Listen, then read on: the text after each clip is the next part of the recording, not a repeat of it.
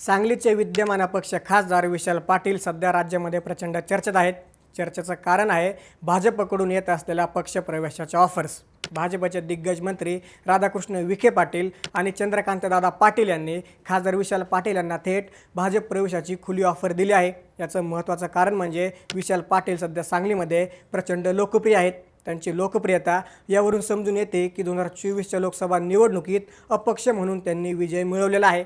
तत्कालीन भाजपचे 2 टर्मचे खासदार संजय काका पाटील यांचा त्यांनी पराभव केला। पुढे संजय काका पाटील यांनी विधानसभा निवडणुकीसाठी राष्ट्रवादी अजित पवार गटात प्रवेश केला। पण आता संजय काका पाटील पुन्हा एकदा भाजपात येण्यामध्ये उत्सुक आहेत। पण भाजप पक्षश्रेष्ठी त्यांना पुन्हा भाजपात घेण्यास तितके उत्सुक नसल्याची चर्चा आहे। त्यामुळे जर असं झालं तर भाजपला 2029च्या लोकसभा निवडणुकीसाठी प्रमुख उमेदवार नसेल आणि सध्या जर लोकसभेचं गणित पाहिलं तर विशाल पाटील यांच्याशिवाय सांगलीमध्ये खासदारकीसाठी योग्य आणि प्रबळ उमेदवार नाही। त्यामुळं अपक्ष असलेले आणि काँग्रेसनिष्ठ खासदार विशाल पाटील हे भाजपात जाणार का? नक्की काय घडते सांगलीच्या राजकारणात समजून घेऊया या व्हिडिओच्या माध्यमातून। नमस्कार, मी महेश आणि तुम्ही पाहताय थोडक्यात। विशाल पाटील हे नाव सांगलीच्या राजकारणात नवीन नाही। राज्याचे माजी मुख्यमंत्री आणि सांगलीचे वाघ म्हणून ओळखले जाणारे वसंतदादा पाटील यांचे ते नातू आहेत। एका मोठ्या राजकीय घराण्याचा वारसा त्यांच्या पाठीशी आहे।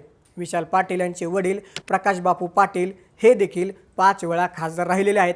मात्र वारसा असला तरी विशाल पाटील यांचा खासदारकीपर्यंतचा प्रवास हा खडतर राहिला आहे। 2014 आणि 2019च्या निवडणुकीत काँग्रेसच्या बालेकिल्ल्याला खिंडार पडलं होतं आणि तिथे भाजपचे संजय काका पाटील निवडून आले होते। 2019च्या लोकसभा निवडणुकीत विशाल पाटील यांनी स्वाभिमानी शेतकरी संघटनेकडून नशीब आजमावून पाहिलं होतं, पण त्यावेळी त्यांना यश आलं नाही। मात्र त्यांनी जिद्द सोडली नाही। 2024च्या लोकसभा निवडणुकीपूर्वी विशाल पाटील यांनी सांगलीत प्रचंड जनसंपर्क वाढवला होता। त्यांना खात्री होती की यावेळी काँग्रेसकडून त्यांना उमेदवारी मिळेल, पण राजकारणाचे फासे उलटे पडले। महाविकास आघाडीच्या जागा वाटपात सांगलीची जागा चक्क उद्धव ठाकरेंच्या शिवसेनेला सुटली आणि तिथून त्यांचे चंद्रहार पाटील यांची उमेदवारी जाहीर झाली। या निर्णयामुळे सांगली काँग्रेसमध्ये मोठा असंतोष निर्माण झाला। काँग्रेस आमदार विश्वजित कदम यांनी विशाल पाटील यांच्या उमेदवारीसाठी दिल्लीपर्यंत जोर लावला होता। विश्वजित कदम आणि विशाल पाटील यांचे संबंध अत्यंत घनिष्ठ आहेत। कदम यांनी अक्षरशः हट्ट धरला होता की सांगलीची जागा काँग्रेसलाच मिळावी, कारण तिथे काँग्रेसची ताकद मोठी आहे। पण वरिष्ठ पातळीवर हा निर्णय बदलला गेला नाही। अखेर विशाल पाटील यांनी बंडखोरी करत अपक्ष म्हणून निवडणूक लढवण्याचा निर्णय घेतला। संपूर्ण महाराष्ट्राचं लक्ष या लढतीकडे होतं। एका बाजूला भाजपचे विद्यमान खासदार संजय काका पाटील होते, दुसऱ्या बाजूला शिवसेनेचे चंद्रहार पाटील होते आणि तिसऱ्या बाजूला होते अपक्ष विशाल पाटील।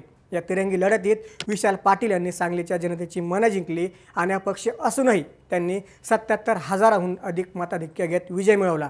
त्यांना एकूण 4,98,000 मतं मिळाली। हा विजय केवळ एका उमेदवाराचा नव्हता, तर तो वसंतदादांच्या घराण्यावर प्रेम करणाऱ्या सांगलीकरांचा हुंकार होता। आता मूळ मुद्द्यावर येऊया। विशाल पाटील निवडून आल्यावर त्यांनी दिल्लीत जाऊन काँग्रेसला पाठिंबा दिला।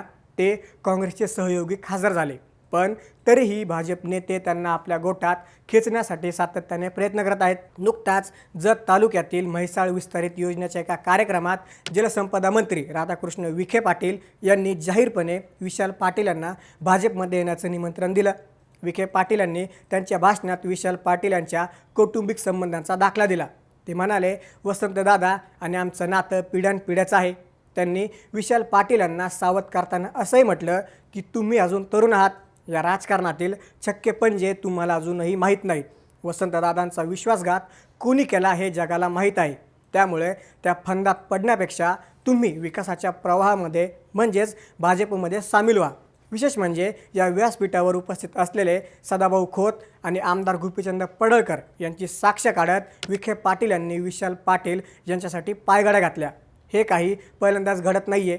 यापूर्वी राज्याचे उच्च व तंत्रशिक्षण मंत्री चंद्रकांत पाटील यांनी देखील गेल्या काही महिन्यात 2दा विशाल पाटील यांना भाजप प्रवेशाची ऑफर दिली होती। चंद्रकांत दादांनी तर थेट निमंत्रणच धाडलं होतं, पण विशाल पाटील यांनी दरवेळी ही ऑफर अतिशय संयमाने धुडकावून लावली आहे। मग प्रश्न असा पडतो की भाजपला विशाल पाटील इतके का हवे आहेत? याचं उत्तर 2029च्या लोकसभा निवडणुकीच्या गणितामध्ये दडलं आहे। 2024च्या निवडणुकीत भाजपचे संजय काका पाटील यांचा पराभव झाला। त्यानंतर विधानसभेच्या वेळी राजकीय समीकरणानुसार संजय काकांना राष्ट्रवादी काँग्रेस अजित पवार गटात पाठवण्यात आलं। सध्याच्या परिस्थितीत भाजपच्या केंद्रीय आणि राज्य नेतृत्वाला सांगलीत 2029साठी कोणताही प्रबळ चेहरा दिसत नाहीये। संजय काका पाटील यांना पुन्हा भाजपमध्ये घेण्याबाबत पक्षश्रेष्ठी फारसे उत्सुक नसल्याची चर्चा आहे।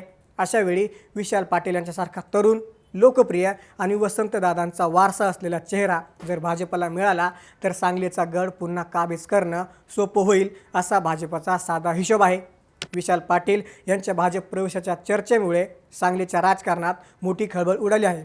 एकीकडे महायुतीने विधानसभा निवडणुकीत आणि त्यानंतरच्या स्थानिक स्वराज्य संस्थांच्या निवडणुकीत मोठं यश मिळवलं आहे। त्यामुळे सध्या जिल्हा भाजपमय झाल्याचा दावा विखे पाटील करत आहेत। पण खासदार विशाल पाटील यांच्यासाठी हा निर्णय सोपा नाही। ते सध्या काँग्रेसचे सहयोगी खासदार आहेत आणि सांगलीत काँग्रेसची मुळं आजही घट्ट आहेत। त्यातच विश्वजित कदम यांसारख्या खंबीर नेत्याची त्यांना साथ आहे। भाजपने 2029ची फिल्डिंग आतापासूनच लावली असली तरी खासदार विशाल पाटील हे विकासाच्या प्रवाहात सामील होण्यासाठी आपला मूळ विचार सोडणार का, हा मोठा प्रश्न आहे। राधाकृष्ण विखे पाटील यांनी टाकलेली ही राजकीय गुगली विशाल पाटील कशा प्रकारे खेळून काढतात की त्यावर क्लीन बोल्ड होतात हे येणारा काळच सांगेल। मात्र एक गोष्ट निश्चित, सांगलीची ही राजकीय खेळी येणाऱ्या काळात महाराष्ट्राच्या राजकारणाला नवी दिशा देणारी ठरू शकते। सध्या तरी सर्वांच्या नजरा विशाल पाटील यांच्या पुढच्या पावलाकडे लागल्या आहेत। पुढील काळात सांगलीच्या राजकारणात अशाच अनेक घडामोडी घडण्याची शक्यता आहे। भाजपची ही ऑफर पॉलिटिक्स यशस्वी होणार की खासदार विशाल पाटील आपला अपक्ष बाणा आणि काँग्रेसशी असलेली निष्ठा कायम ठेवणार, हे पाहणं रंजक ठरणार आहे। राजकारणात कोण कोणाचा मित्र आणि कोण शत्रू हे काळानुसार बदलत असतं, तरी जनतेचा कौल कोणाकडे आहे हे पाहणं महत्त्वाचं असतं। खासदार विशाल पाटील यांच्या मागे असलेली जनशक्ती हीच त्यांची खरी ताकद आहे आणि ही ताकद भाजपला आपल्याकडे वळवून घ्यायची आहे। या सर्व प्रकाराबद्दल तुम्हाला काय वाटतं? खासदार विशाल पाटील भाजपमध्ये जातील का? तुमचं मत आम्हाला कमेंट्समध्ये नक्की सांगा आणि अशाच राजकीय घडामोडी जाणून घेण्यासाठी थोडक्यातलं नक्की सबस्क्राईब करा।